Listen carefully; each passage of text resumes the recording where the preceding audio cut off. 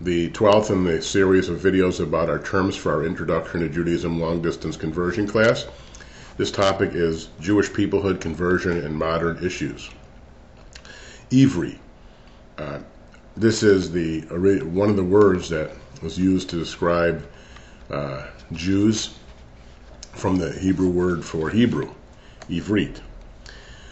Jew or Yehuda. So what's the origin of that term? In 722, when the Assyrians, BCE, when the Assyrians conquered the 10 northern tribes, all that was left was the tribe of Judah. And so the remaining Israelites were Yehudim, from the tribe of Yehuda.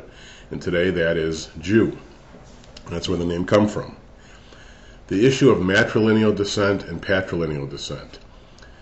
In the Bible, it seems like the definition of a Jew was somebody born of a Jewish father or somebody who converted, like Ruth. Around the Roman time, 2,000 years ago, it switched to somebody born of a Jewish mother.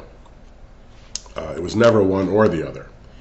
Nowadays, the Reform and Reconstructionists have decided that a child born of either a Jewish mother or father, if they're raised as a Jew, is Jewish. But that's not the position of traditional Judaism, like conservative and Orthodox, that maintain the 2,000-year-old rule of being born of a Jewish mother or converting to Judaism. So matrilineal would be from the mother, patrilineal from the father.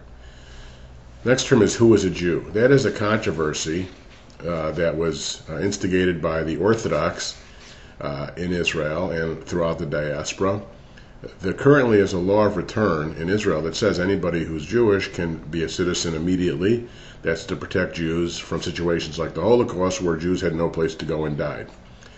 And the current law says that if you're born of a Jewish mother or converted. And there was a move some years ago in the 80s to add the phrase Lefi halacha, according to Jewish law, which meant the Orthodox would determine who converted properly.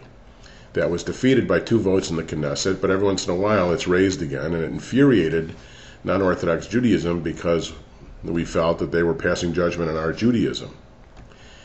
Now the law currently allows a convert from a non-Orthodox rabbi to make aliyah under the law of return, but the Orthodox still dominate the religious life of the country, and so there are other issues once such a person makes aliyah about their status, but they can be admitted currently. That is the who is the Jew. The next phrase on here is Kol Yisrael Arevim Zeh Lazeh. All of Israel is responsible one for another. This is in the values, our second value. It's the concept that Jews have a responsibility, commitment, and obligation and feeling to one another Jew.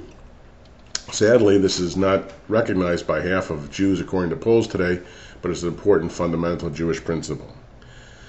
Next term is Ashkenazic and Sephardic.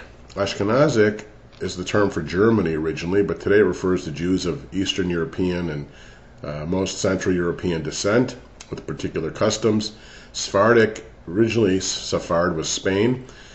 It is the term associated with Jews from Spain. There are slight differences. They had their own language, Ladino. Eastern European Jews had Yiddish. Hebrew is pronounced slightly differently, like the last letter of Shabbat for Ashkenazim is Shabbos, and for Sephardim it's Shabbat.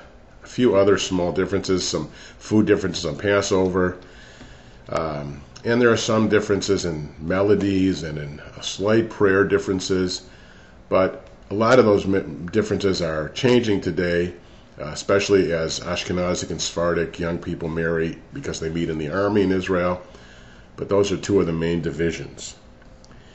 Ger Tzedek and conversion.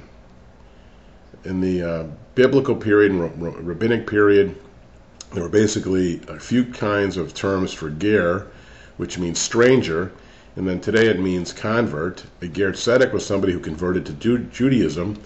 A ger toshav was a sojourner who lived with the Jewish people but never formally converted, like maybe somebody who lives in a household with other Jews, an intermarried situation. Am Yisrael Chai is the phrase the Jewish people live. Mikvah is the ritual bath in which people use for conversion purposes, women after their menstrual cycle, especially Orthodox women, and some conservative. People go for other life cycle events. Somebody who writes a Torah goes very regularly every day. Some people go before Shabbat and holidays. Can also basically is a body of living water, so it could be an ocean, a lake, a river. And the final term here is hatafat dambrit, which is a ritual circumcision. If you're already circumcised and you're a male, you convert to Judaism. Traditionally, Judaism requires that you have a drop of blood drawn from the site of the original circumcision in a religious ceremony. So those are the terms, hatafat dambrit. Those are the terms for the 12th term sheet for our Introduction to Judaism course.